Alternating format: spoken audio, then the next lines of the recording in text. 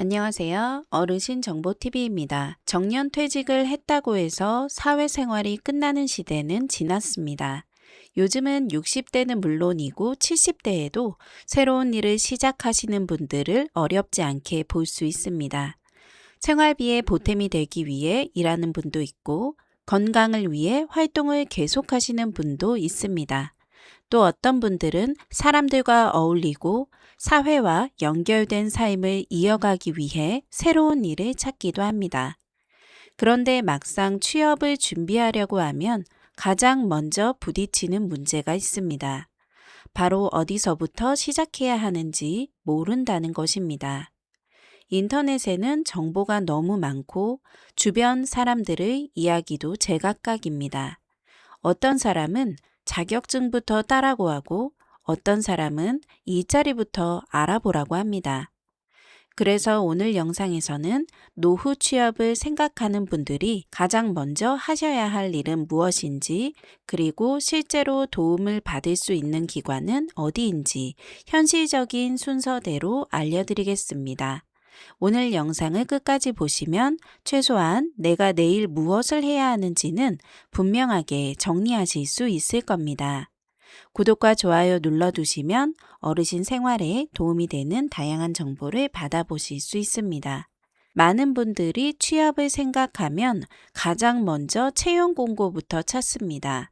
하지만 전문가들은 조금 다른 이야기를 합니다. 취업의 첫 단계는 일자리를 찾는 것이 아니라 상담을 받는 것이라고 말합니다. 왜 그럴까요? 사람마다 상황이 모두 다르기 때문입니다. 누군가는 하루 3시간 정도 일하는 것이 적당할 수 있고, 누군가는 주 5일 근무도 가능합니다.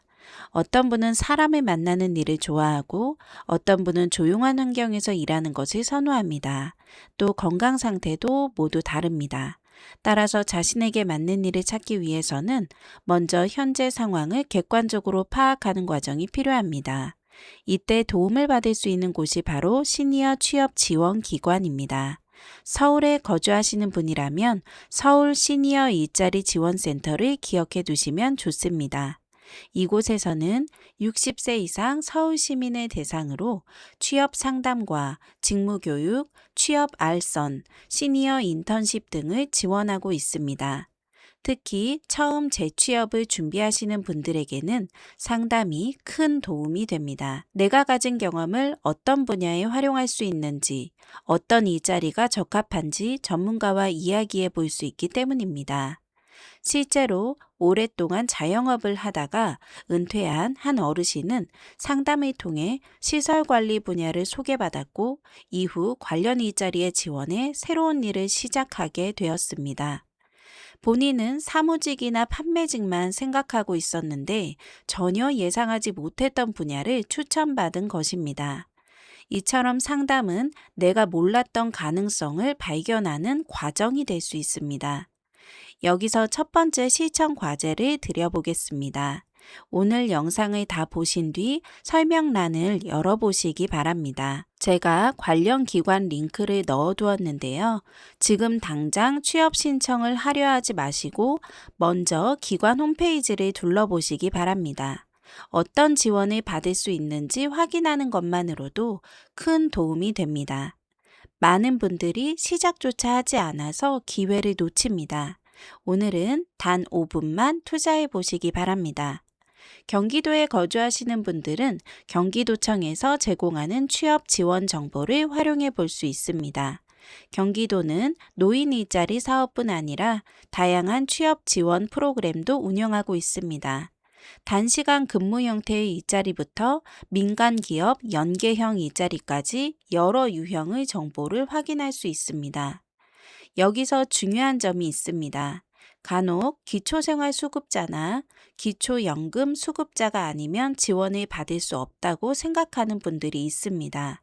하지만 실제로는 그렇지 않은 경우도 많습니다. 일반 어르신들도 상담과 취업 지원 서비스를 받을 수 있는 프로그램이 적지 않습니다. 따라서 스스로 대상이 아니라고 판단하기보다는 먼저 확인해 보는 것이 중요합니다. 전국 어디에 거주하시든 꼭 알아두셔야 할 기관도 있습니다. 바로 한국노인인력개발원입니다.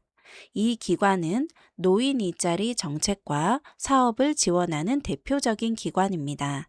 특히 많은 분들이 활용하는 서비스가 바로 노인 일자리 여기인데요. 이 서비스를 이용하면 지역별로 모집 중인 일자리 정보를 확인하실 수 있습니다. 공익활동형 사업뿐 아니라 취업 연계형 일자리도 함께 살펴볼 수 있습니다. 학교 급식 지원, 병원 안내, 복지시설 보조, 환경정비, 시설관리 보조 등 다양한 분야가 등록됩니다. 지역에 따라 모집 내용은 다르지만 생각보다 폭넓은 기회를 확인할 수 있습니다. 그런데 상담을 받으러 갈 때 아무 준비 없이 방문하시는 경우가 많습니다.